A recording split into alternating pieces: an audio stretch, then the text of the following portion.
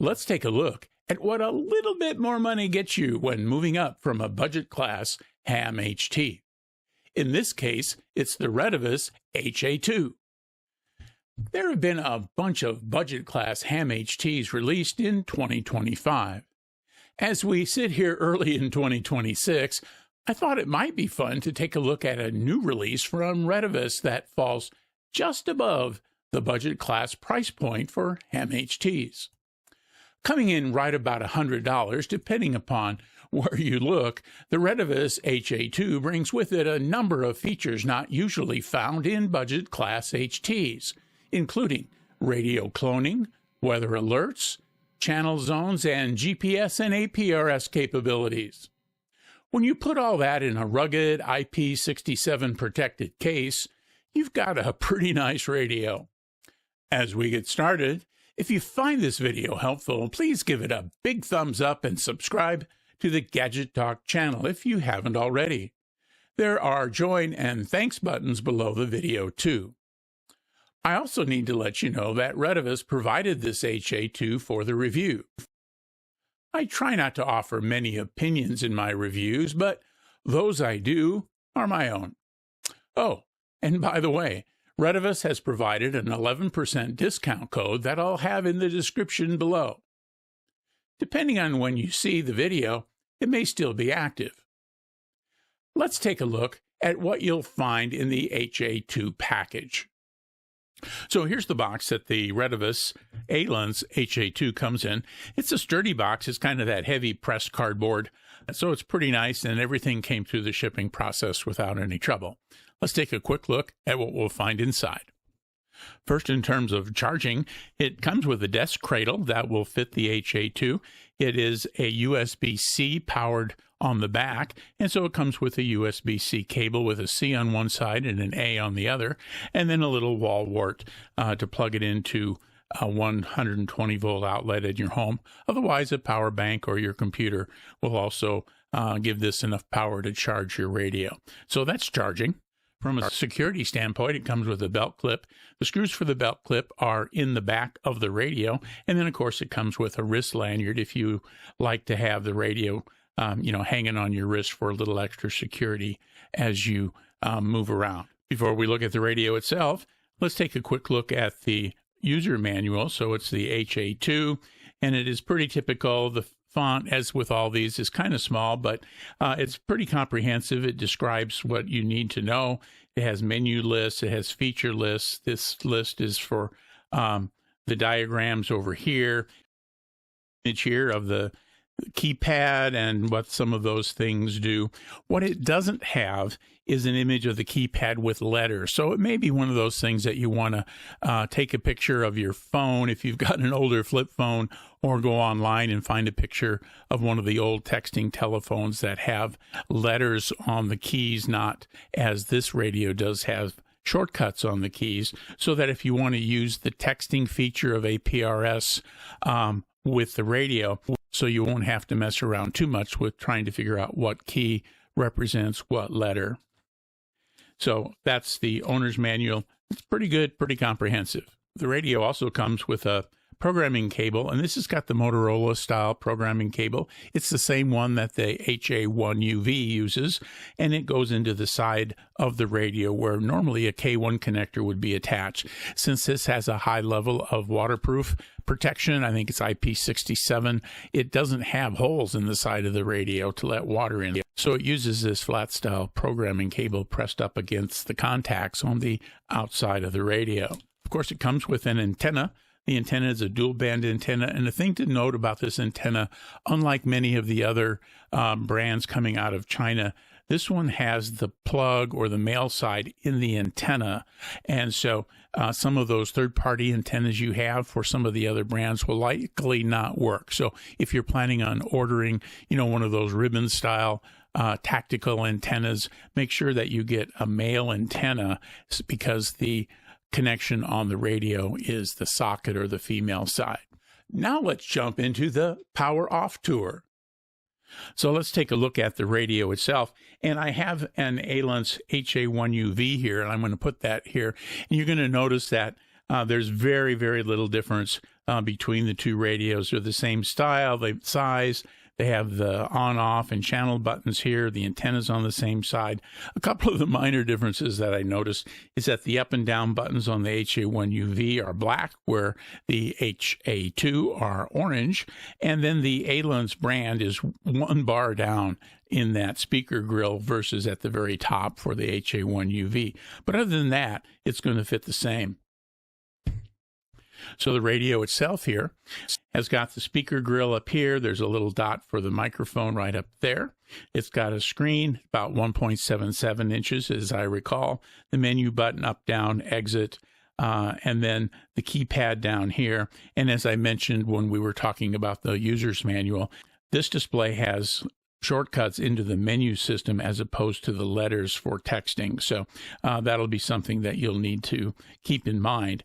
As we rotate the radio, we've got a big green button here. That's the main push to talk. We've got side key 1 and side key 2.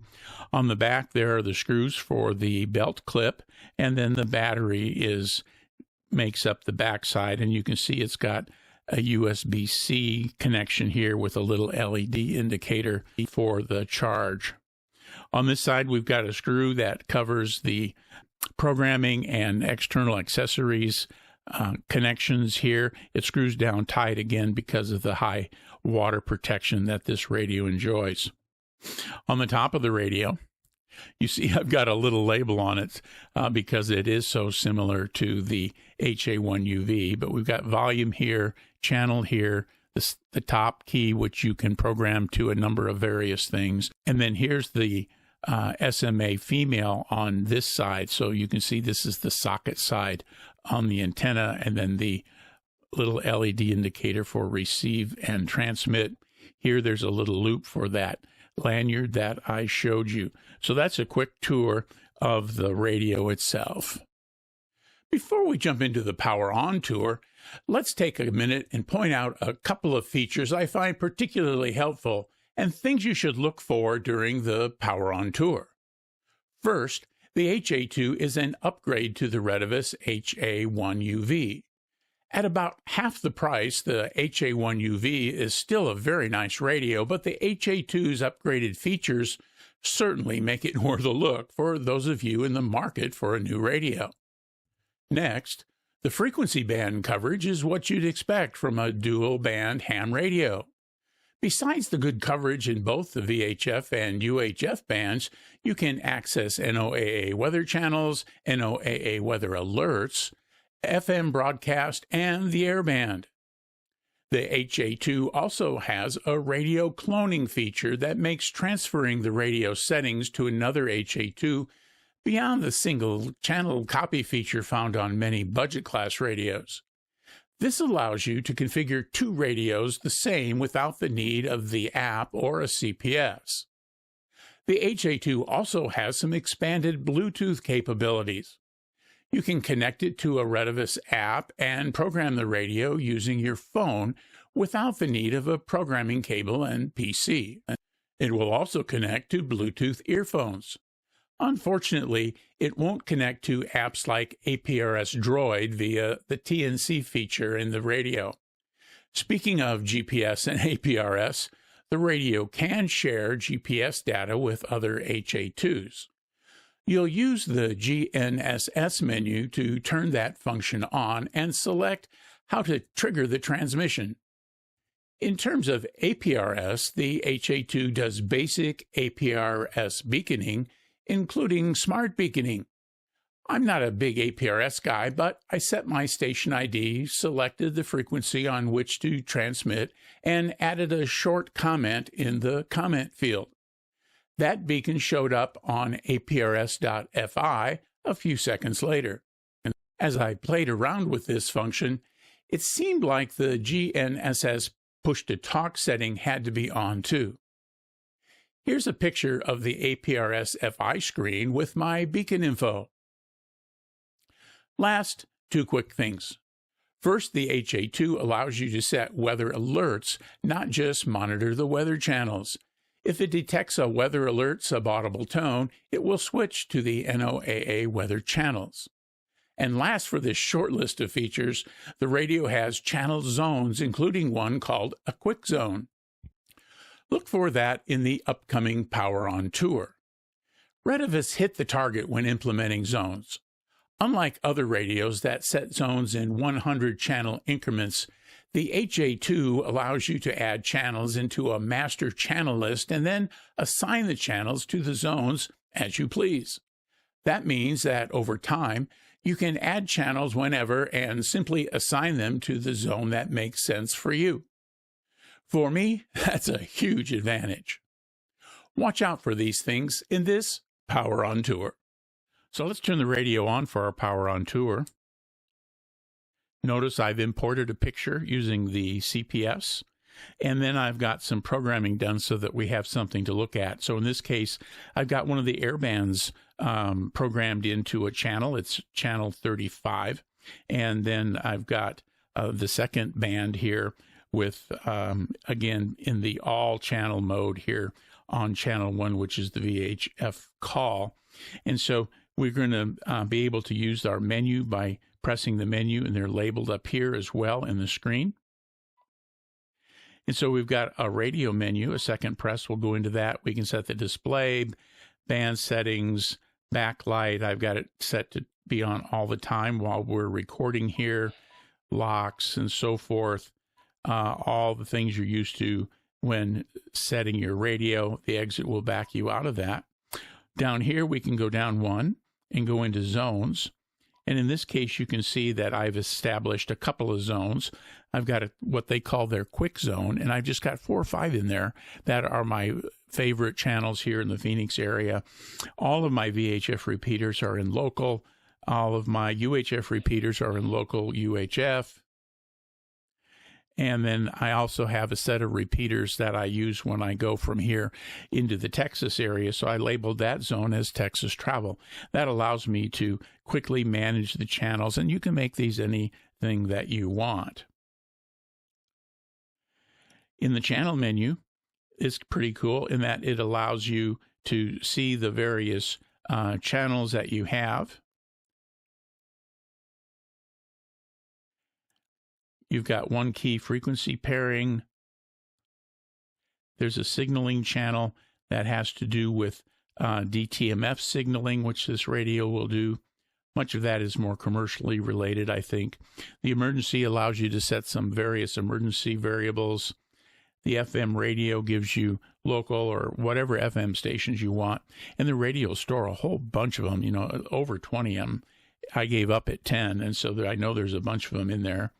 And we can go down here to see the weather, and then our weather will then allow us to set weather alarms, which will trigger the radio to go into the weather mode if it senses the subaudible tone for an alert that is being received. And then you can pick NOAA weather channels. Normally just scan and it'll get the one that's correct for your area. If we can turn on our Bluetooth, and so there are a bunch of various Bluetooth settings here. We can turn it on and off. You may want to run it off if you're not planning to use it to save some batteries. We've got what they call Bluetooth call, and that means it can either be sending or receiving, I think, but I've got it set to talk to the app. You can see the little V here. That means that's the one that's selected, or I can set it to a Bluetooth earphone if I had headphones or earphones that I wanted to use this with. And then we can go down here with the Bluetooth push-to-talk key, specify that. Speaker gain for the Bluetooth mic and for the speaker. Bluetooth and initial SPK here is either on or off. And we can continue on down, and that's the end of it, down with 6 choices here in the Bluetooth menu. Now, unfortunately, Bluetooth doesn't allow you to connect the TNC to something like APRS Droid or something like that. The headset will connect. Obviously, the app will connect, but it's not going to connect to your phone and run phone apps, for example. We can config copy. We've got APRS settings here, and so we can turn it on and off. We have our analog APRS settings, my position, manual position, and a bunch of other APRS things. If you're big into APRS, will make sense to you. If not, you probably need to do a little bit of studying on this. You can put a comment in with your APRS beaconing signal, but it's difficult to do just because, you've got these little keys. You're going to have to get out the picture to know what the 3 letters are on the number 3 key or the number 8 key, for examples. And so most of these relatively inexpensive APRS capable radios, don't have touch screens that allow touch menus to enter emails and commands, like sending it to the weather bot to get the weather and some of those other things that you can do with APRS. Not the most easy to do here, but for basic beaconing and that kind of thing, it works quite well. GNSS is the GPS system. If we go in here, we can see that we can turn it on and off. We can do settings. We can set the info. And then we can see a received list of what we've got going here. So let's just go down and look at those real quick. We can set it up to upload, when we do the push to talk, what kind of transmitter type, and if there's any comment text that you want. And that's going to be working in conjunction with the APRS. The GPS info, and you can see here that it did lock on, and that's kind of unusual here in my house because, I've got the roof and some solar panels above me and that kind of thing, but the radio looks for all of the different flavors, if you will, of GPS, and so it was able to find a GPS lock here.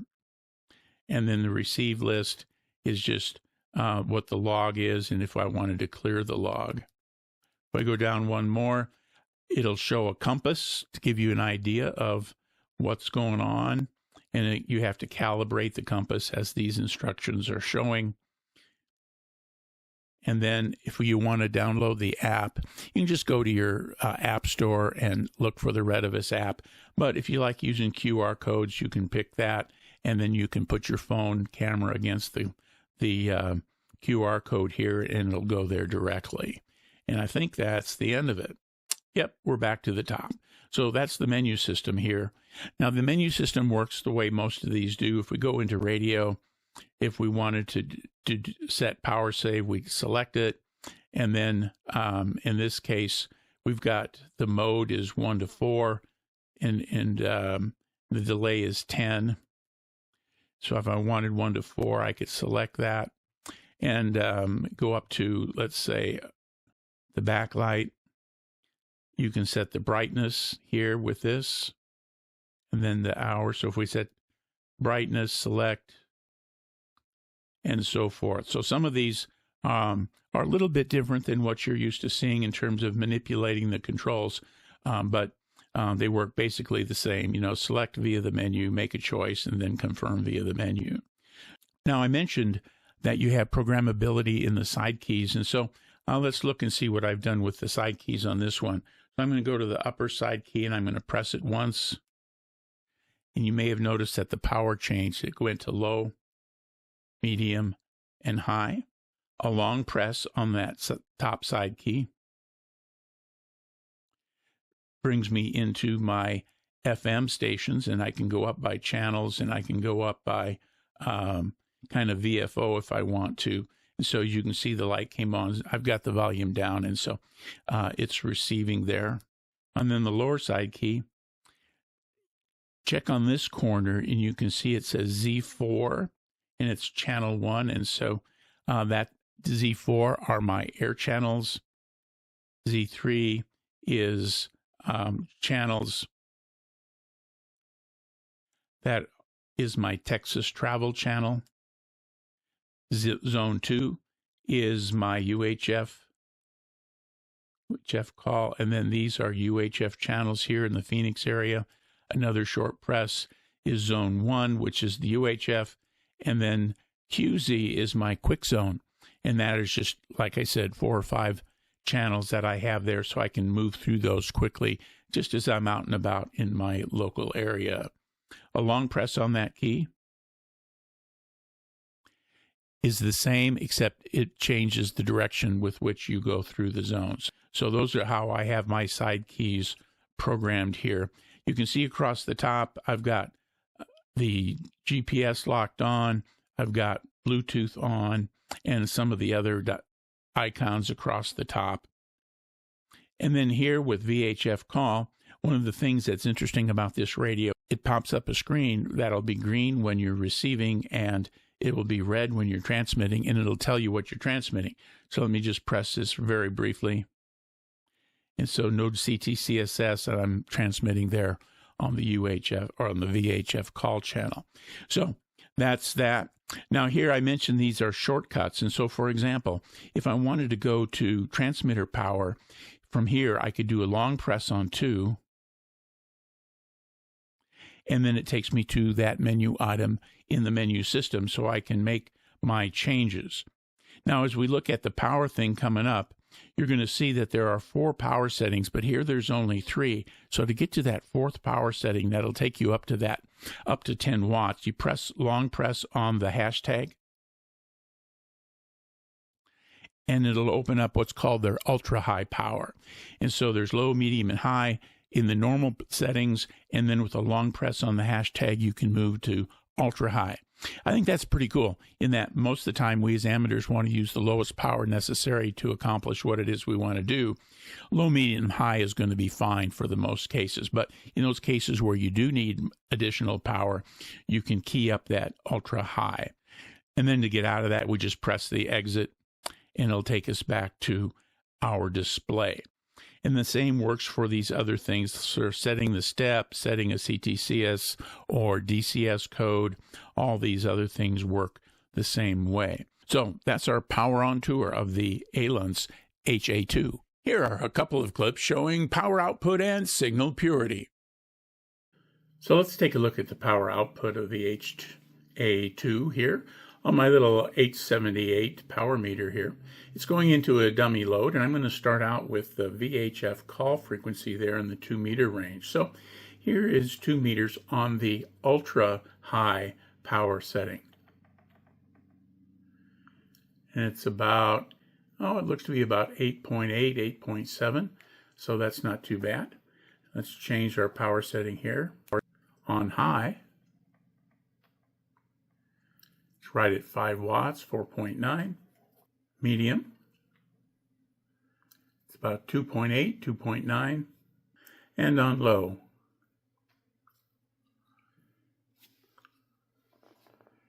and it's about 1.5 watts. I may have forgot to mention I've got this on the 20 watt range. It seems to be a little more accurate there. So we're reading those power readings on the second arc from the bottom. So now let's check on the 70 centimeter band UHF call frequency. And again, I had to set the ultra high power separately when I made this change. So ultra high on UHF looks to be about 6.9 watts, 7 watts. On high power, 4.9, 5 watts. On medium power, right at 3 watts. And on low power, about 2.8 watts. So that's the power out. So I've got the HA2 connected to my Tiny SA Ultra. The Tiny SA is set to measure harmonics. The little blue line across the center there is at minus 16.02 dB. That reflects that 25 microwatts that any spurious emissions must be below. And so we'll take a look and see what we got here. So I'm on 146.52, and we'll let it scroll through a couple of times just to let the data work itself out as the Tiny SA is scanning a very large area. So here we go at 146.52.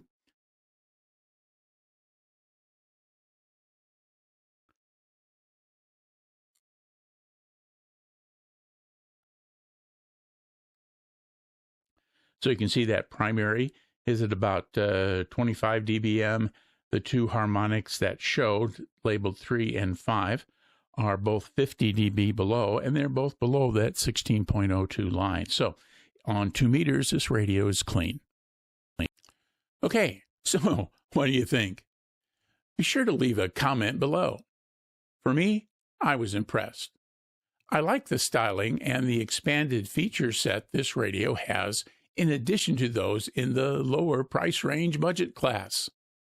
The latest firmware update fixed a problem some have complained about in terms of the selected APRS frequency not working.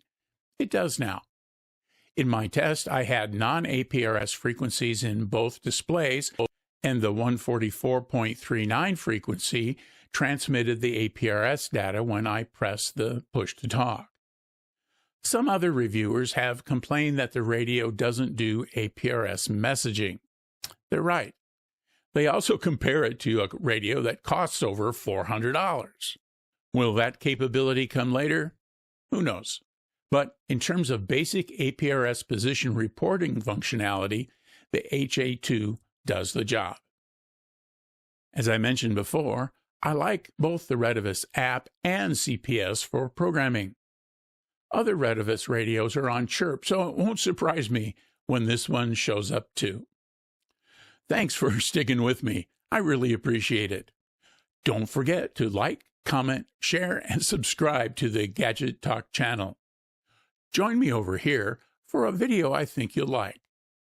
Thanks for watching, and 73.